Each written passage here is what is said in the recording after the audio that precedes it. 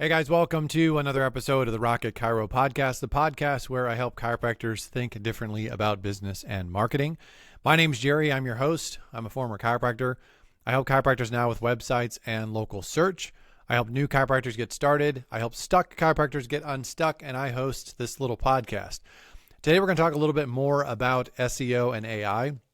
My plan for today is just to break down some thoughts that I have that'll help you better understand what it is. Because I do think that there's an intentionality with a lot of people that do SEO and try to help with AI. And there's an intentionality to make it sound complicated or to sort of muddy the waters. And I think the reason that they do that intentionally is so that you will feel the need to spend $1,500, $2,000, $3,000 a month to have somebody help you with that, because they'll make it sound very important and also very scary and very incomprehensible to the average person.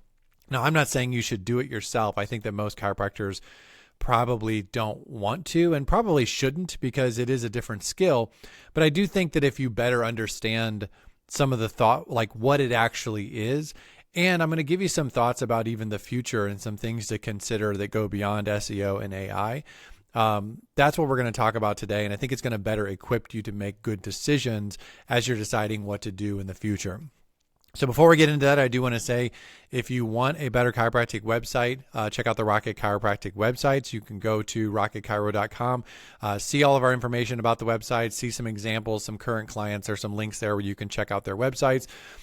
That can all be found at rocketchiro.com. If you're a client of mine that is interested in me doing some local search help for you, we could do that as well, but you do have to be a website client.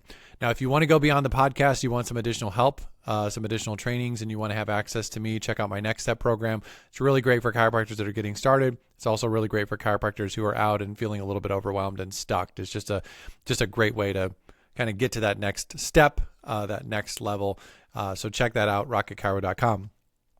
Now, also will say this is, if you want me to look at your website and SEO and just give you my recommendations or just give you my opinion about it, I'll be happy to do that. I always give honest feedback from looking at your actual stuff. Some people do get a little bit upset because I'll make comments about their website and they think I'm calling their baby ugly. But I do try to be honest and not mean, but just honest, and give you some honest feedback about what's going on with your stuff. So if you're interested in me looking at your stuff with no obligation, you can request that at Rocket Chiro also. So what I wanted to do is this. I want to just kind of give you my simple explanation to better understanding SEO and better understanding AI search, because they both apply here. And that is, at its core, what you're attempting to do with these platforms like Google and AI is you're trying to build a relationship. And so in the same way that you and I refer to someone, like if you ask yourself the question, like that person that owns the gym that you know, that person that's the dentist that you know, the realtor that you know, like why do you refer to them? Now, there's two potential answers. Some people refer because they're getting a kickback. This is sort of the nature of something like affiliate marketing is, you recommend a particular product because you're going to get paid for it, or even advertisers, it sort of works the same way. And that is like paying for a Google ad. A Google ad is Google refers to you because you're paying them to do so. And so there is some similarities and overlap there. But AI and search, when you're typing in chiropractor near me or St. Louis chiropractor or whatever, what you're doing is people are asking Google for a referral. And when the stuff pops up naturally and organically in the maps, and it's not because someone paid for it, that's because Google trusts that chiropractor. And it's the same thing is true with AI, is when AI refers someone to the user, it is because of trust. Now, the difference is you and I build trust through eye-to-eye contact, through communication, through experiences, interactions. Like that's how we build trust. AI and Google build trust through data, and they also build trust through user experience, especially Google, but it's still building trust. It's just happening in a different way. And it's important that you understand the more trust you have with the platform, the higher that you're going to rank. And so that's sort of a fundamental understanding. And you could talk about like, what are those things that build trust? And when you start talking about reviews and you talk about the on-site SEO and backlinks and citations, and you start talking about all this SEO stuff, that's building trust. The other thing that you have to understand is that when you see someone out there who's doing a hack or a gimmick and they found some sort of loophole, if what you're doing is trying to game the system, what you're actually doing is potentially sabotaging your long-term relationship for a short-term gain. Now, for some people, it's worth it. But the reality is that if Google finds out that you're doing something untrustworthy, like you're pretending to have more traffic than you do, you're pretending to have more reviews than you do, all of this stuff because you're paying for it. Backlinks, there's lots of things you can pay for that are not necessarily legit. If Google sees that you're doing that, that doesn't build trust, that undermines trust. What Google says is this person is doing things that are untrustworthy, therefore it ends up hurting your rank. So it's important to keep that in mind. And that's, I think, one of the foundational fundamental things that we're going to talk about today is that if you understand what you're attempting to do is build trust with these platforms, then you can make better decisions and you can make better long-term decisions. Because in the same way that if you want to have like your best friend forever, you don't do shifty things to manipulate your best friend to do something that you want them to do. You go about that differently because you're concerned about the relationship. Next thing that we need to talk about is that the rank and this relationship you're building with Google and AI, it doesn't happen in a vacuum. It's easy to I could give you a list of things that it's like, these are the things you do. This is how you build trust with AI. This is how you build trust with Google. And I can give you that list of things.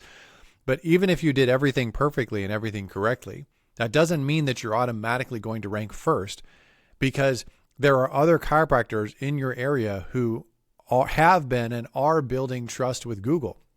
They have a relationship with Google. And so when I say it doesn't happen in a vacuum, you have to understand that we can talk about the things that affect rank.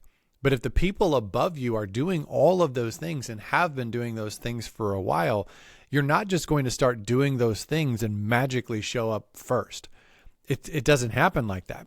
And there are times where even with my own clients where I'll start doing some of those things that they should have been doing. So we'll start working on their SEO, we'll start working on this stuff, and you'll see them race to the top.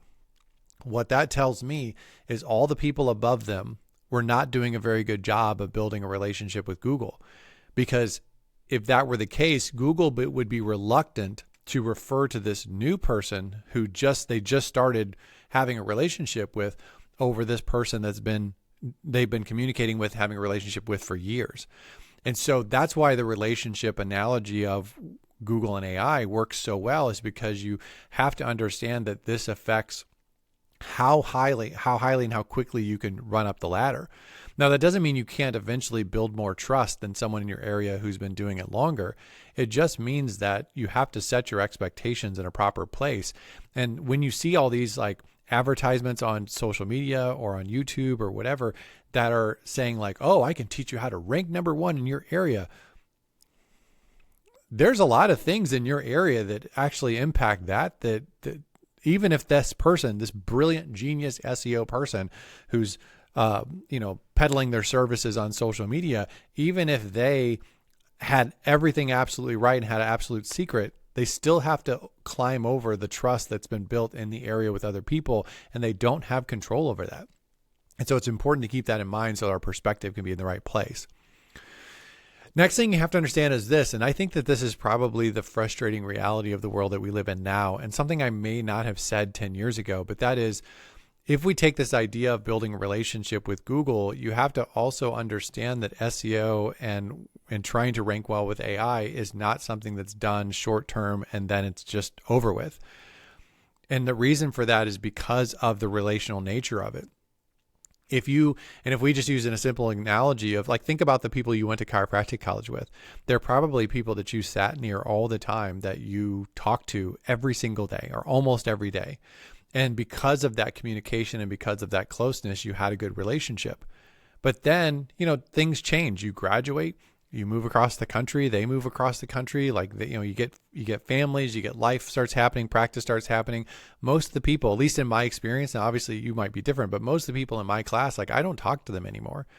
And it's not because I'm mad at them or upset with them or I think poorly of them. It's just because of circumstances. We've just stopped communicating. We stopped cultivating the relationship. And if you expect it to be any different for Google and AI, I think you're probably like not really thinking about it the right way. And the reason it's frustrating is because if you're paying someone $300, $500, $1,000, $1,500 a month to do SEO for you, if that's what you want to do and you want to maintain that and you want to be on top and you're hoping to like stay there, it's probably an ongoing expense. And I think the question we should probably ask is not whether it's ongoing or not, but the question we should ask is, are you getting a good return on investment? Because the people that do it long term, like if you start heading down this path 3 months, 6 months down the road, you're clearly starting to get new patients from the internet and someone's helping you with SEO. As long as you're getting a good return on that investment, you really should just keep doing it.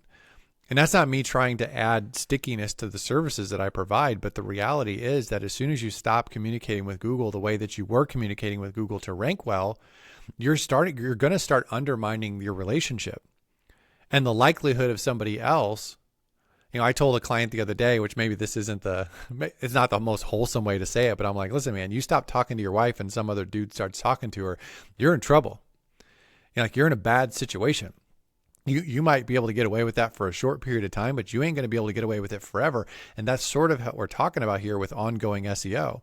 So whether you're doing it yourself or you're paying someone else to do it, you do have to commit to, if this is something I'm going to benefit from, and this is something I am currently benefiting from, I need to hunker down and put systems in place or a plan in place or a person in place that's going to keep doing this long term. Otherwise, this isn't going to last forever, or this isn't going to last as long as it could. I mean, nothing really lasts forever, but it might not last as long as it could. So it's important to really keep that in mind.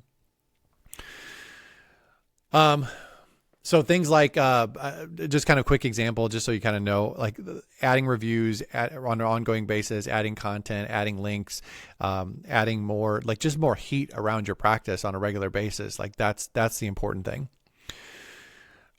Next thing, momentum is real. Momentum is a real thing. And I think this is something I've been thinking about lately because I'm trying to project out like 10 years from now, 15 years from now, what does this look like? Because what I've seen over the last, what I've seen over the last 10 years is I've seen that the people at the top within especially very competitive areas, it's just they're functioning at a higher level. And the reason is because they've been building this relationship with Google. They've been doing these little things for, 10, 15 years now. And I can see a world where maybe it gets to the point where there's potentially a monopoly at the top when it comes to SEO. It's entirely possible. I mean, think about it this way.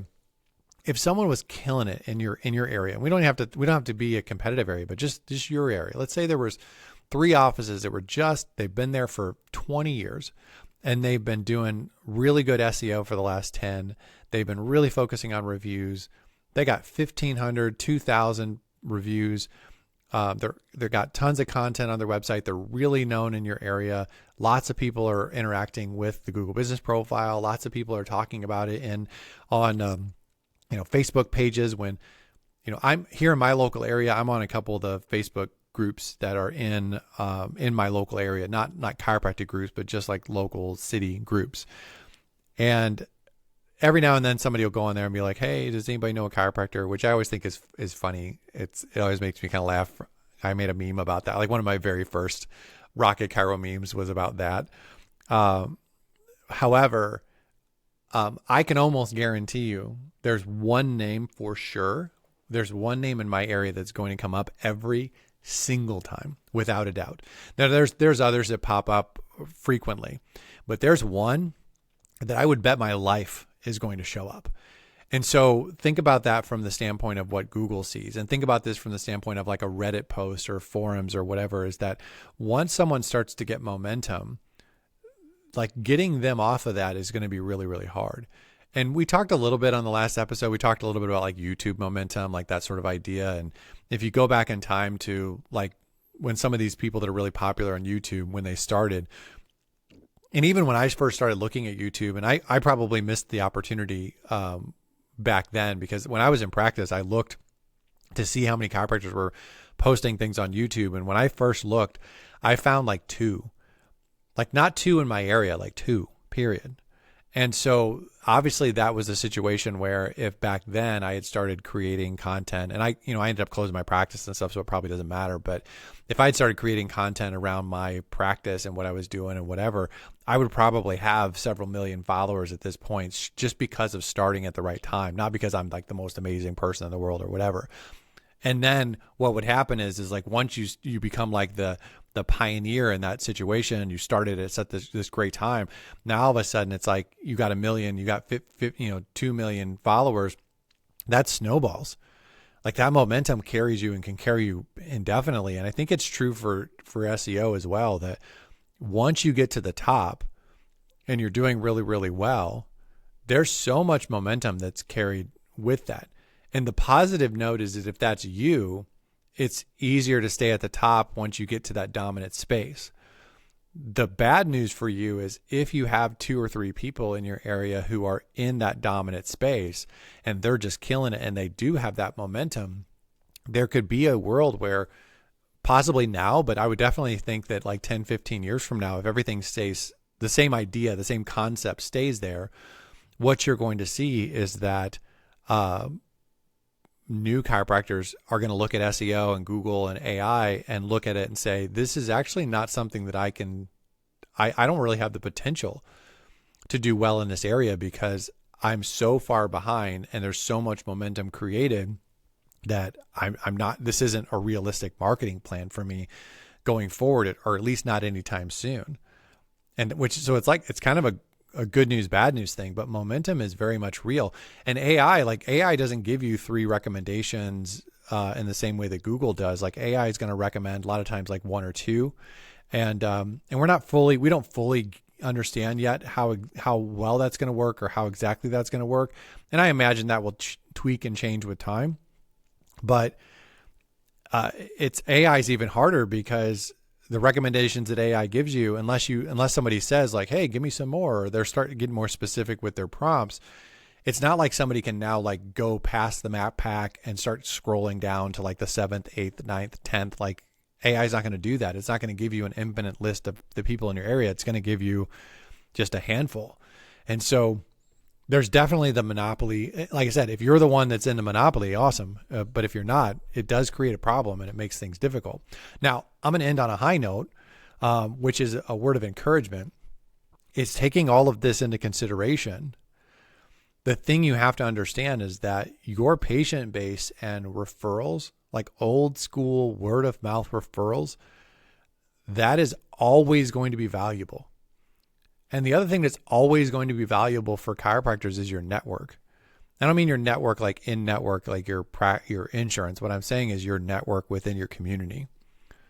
Those real life in-person relationships, you could have an incredibly successful, stable practice that was built the same way chiropractic practices were built in the 80s and 90s and the early 2000s. There are chiropractors that have existed since the beginning of chiropractic, that they have had very successful practices that primarily functioned based on word of mouth referrals and relationships.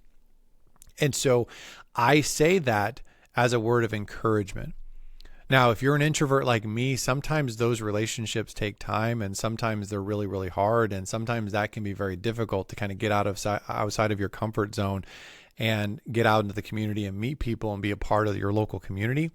But the bottom line is, if you want the most stable, most beneficial marketing going forward, it's going to be because of human being relationships. You have no idea what Google's going to do. You have no idea what AI is going to do. You have no idea how Google ads. I mean, you go run Google ads in your area, and if there's other people that are running a bunch of Google ads, the cost of those Google ads goes through the roof because of everybody else in your area that's paying for the same keywords. And if they have deeper pockets than you, you're screwed. So the frustrating thing for doctors who are young and getting started, or maybe if you're in an area that's very, very, very difficult to get to the top in these things, the thing you have to do instead of saying, I talked about this on the podcast recently where I talked about playing the hand that you're dealt.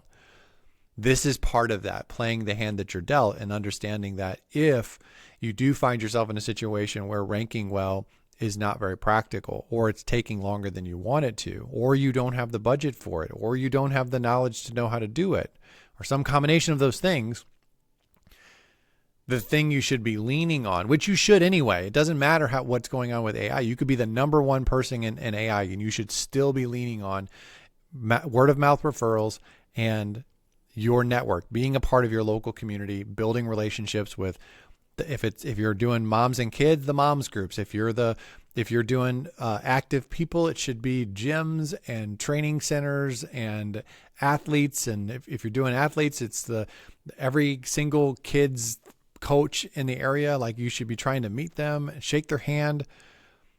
You want to be the go-to guy for that. Which sort of brings me to my last little thing, which is sort of along this. I think specificity is going to matter, like more in an environment like that. So the things that are going to matter, like as things get more and more difficult, or if you're in an area where things are really difficult, is the human beings that you currently have as patients and building their trust and getting referrals from them. The network that you have within your community and being a part of the community, and then being specific. And what I mean by being specific is that you may have somebody in your area that's monopolizing the Google and monopolizing AI with like big keywords like chiropractor near me or chiropractor in my town or something like that. You may have that, but if you do something a little different, and that could be technique, it could be your approach, it could be certain conditions that you help or whatever. But if you're a Gonstead chiropractor, there are people that are looking for that. If you're an activator chiropractor, there's people looking for that. If you're if you do Webster technique, or if you're doing pregnancy and little kids, there's people who look for that. Even female chiropractor, there's a percentage of the population looking for a female chiropractor. So if you're a female chiropractor, not putting it, like being intentional about the content that you're putting out so that you are sort of hitting that keyword of female chiropractor. Obviously there's ways Google can figure that out, but I think that it's better to don't make Google figure it out, like make it easy for Google. Like, that's what I mean by being specific. And that's really where, like, you may not get those primary big keywords, but you may really benefit from secondary words. And I had a conversation with a buddy of mine not too long ago, and he had made the comment, him doing upper cervical, he said, his practice got easier and his marketing got better when it became very obvious and clear that he was doing upper cervical. So people weren't necessarily flocking to him who were just searching chiropractor near me. They were searching something more specific about necks, or about upper cervical, or about, the specific things that he does. And that actually made his marketing better. So that's what I'm talking about. And I think all of these things, like all the stuff that I say, hey, do these things if the environment is difficult. I think the reality is you should be doing these things anyway, even if you're dominating AI and Google. But especially if somebody else is dominating AI and Google and that's sort of off the table, you should be looking at these other things and saying, how can I be more specific in my marketing? How can I build a better network? And how can I get more referrals from my existing patients? And I think that's probably a safe thing to do from now until the foreseeable future. All right, guys, that's it. I'm going to go ahead and wrap this up. Just some ways of thinking about AI and Google. I hope this is helpful for you. If you'd like me to look at your website and SEO, you can request that at rocketchiro.com. I'll create a custom video specifically about your stuff. If you'd be willing to leave me a review on Apple Podcasts or on Google, I would really appreciate that. The Google link is in the footer of Rocket Chiro, or you can do the Apple Podcast thing. I always appreciate reviews. I don't ask people as much as I should. I probably should practice what I preach, but I'm not very good at that. So do what I say, not what I do. And if you'd leave me a review, I'd really appreciate it. I'm done. I'm out of here. I'll talk to you guys later.